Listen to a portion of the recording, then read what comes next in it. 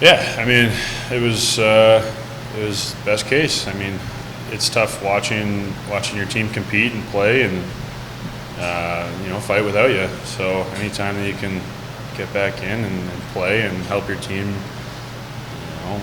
succeed and play, and it feels great. Out said in between the second and third period that he came to you guys as a group, and right before you guys sort of separated for 7-8 minutes, he said, "We're going to win this hockey game. We're going to come back and talk about how." Describe, I guess, the energy in that locker room and how you're able to transfer that message actually onto the ice against a pretty darn good defensive team and win that game.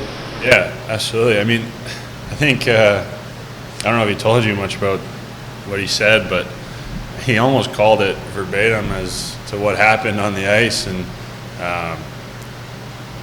it was the way that he said it. You could tell that he truly believed that what he was, what his plan was and what he thought was going to happen will happen. And when you have a coach that believes in his team and in us as much as it seemed he did in that moment, it gives you a little bit of spark. It gives you a little bit of energy, a little bit of life, and we were able to use that and come back out on the ice and execute the game plan that he kind of predicted in the intermission. But he was able to not only lift the spirits and bring us back to life, but give us spark and a little bit of drive to continue to fight. It was fun to be a part of. Have you seen something like that before? Like, not even just pro, Youngstown, college, where essentially a coach or a player comes in and kind of calls their shot?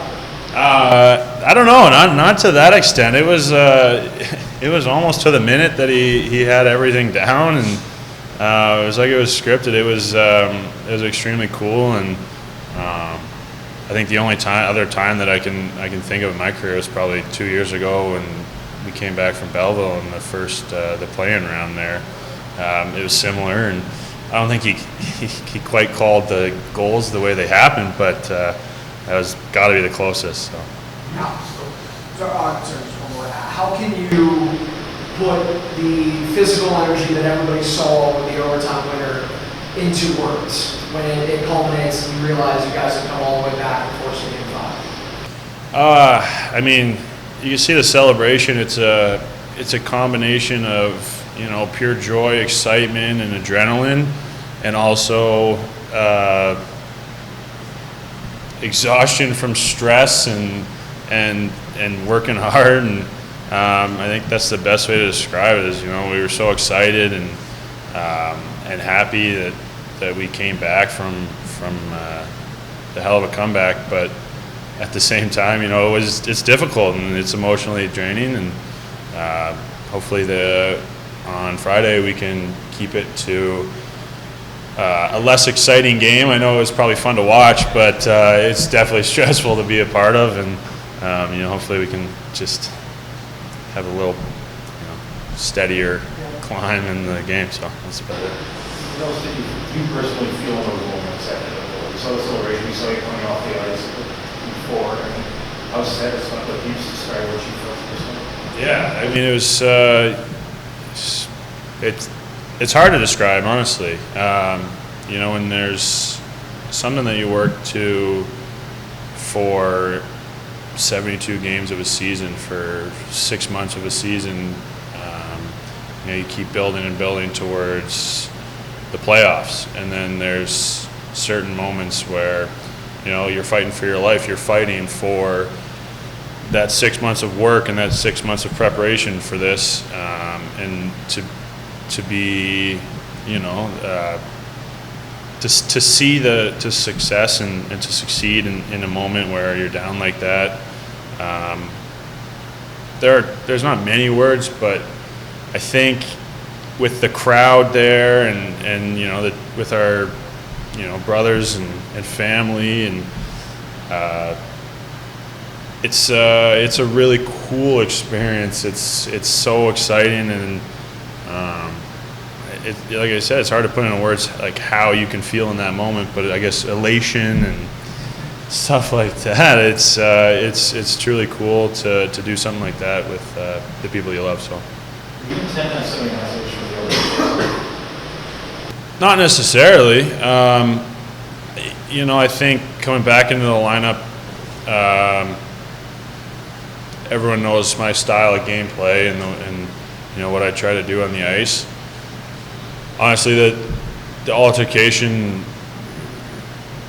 I know 89, he likes to cheat draws a lot, and he just stepped into the circle a little too early, and the puck didn't drop, and I just seemed to have a heavy stick and fell over it, and I didn't come in thinking I'm going to try to push guys around and be a bully, but it just so happened that sometimes it looks that way, and it just seemed to. Didn't look like it gave us much of a spark, seeing as we went down a little early, but it does give it a little bit of boost. So.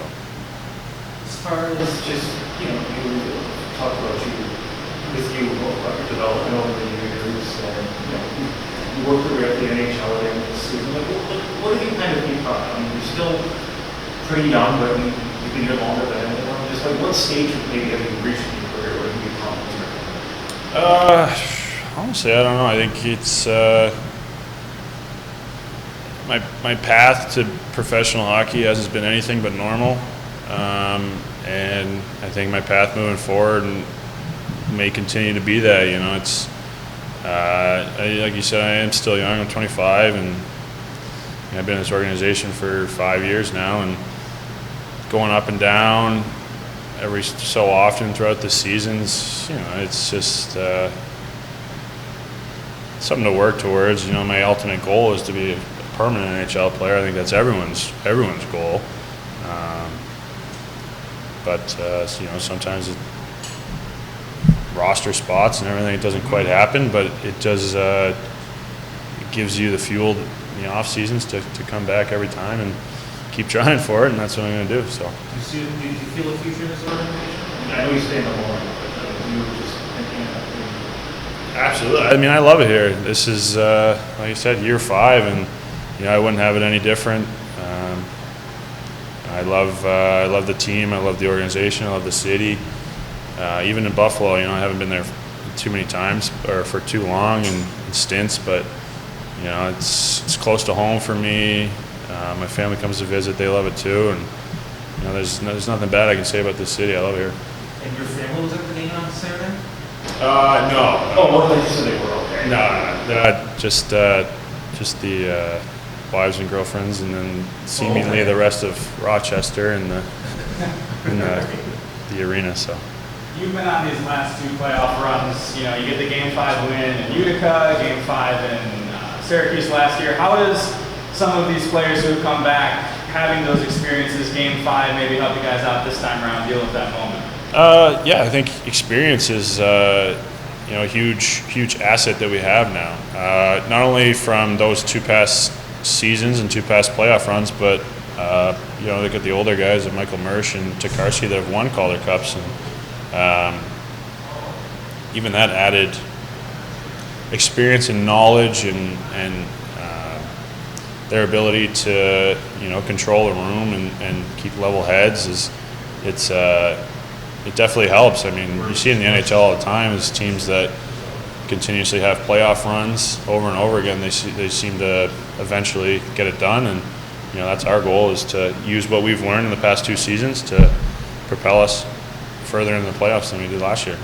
Both those Game 5s were on the road, at home this time around, already a sellout crowd. What can that kind of environment do for you guys on Friday? Yeah, it's great. We home ice advantage is truly an advantage, and I think for Game 4, you kind of saw it as, you could hear it, I guess, as the Let's Go Amherst chants in Syracuse's arena were louder than the Let's Go Crunch chants, and it seemed like it turned it into a home game for us.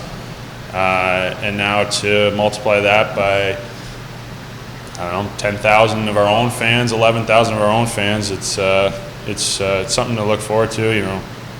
We're really excited about it. Brett, coming back down 3-0 in the third period and winning it in overtime. This team has grown. You've been one of the guys that's grown with them over the years. It's the third year in a row making the playoffs. 3 seasons ago, could this team make that kind of comeback, or has been being battle tested and going through a couple of playoffs helped you get ready for a game like that? It's always difficult to say, to compare teams like that. I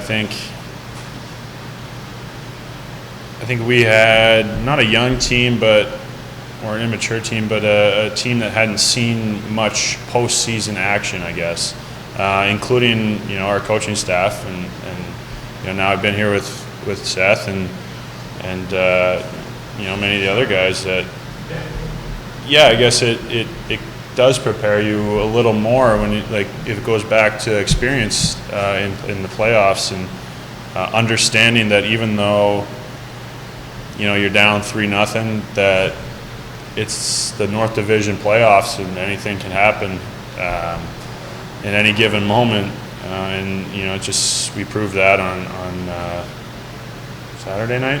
So How would you describe just the character of this team, the character that it's become over the course of the year to be ready for this moment? Yeah, it's it's tough to say, honestly. I think this team has battled through quite a bit, and injuries, and so it's a long season, and I think it relates back to my first answer. It's you work for something for so long, 72 games in a season, and you're growing every single day to become a great playoff team.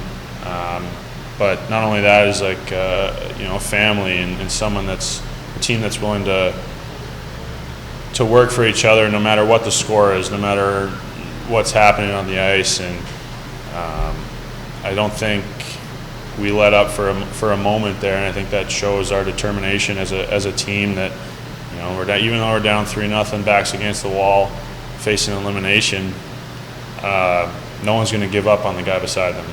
We love each other too much to say, all right, that's could have been easy to pack it in. All right, 3-0, here's the summer. But I think we care for each other too much to let that happen. We care for the city and the team and the organization too much to let that happen. So.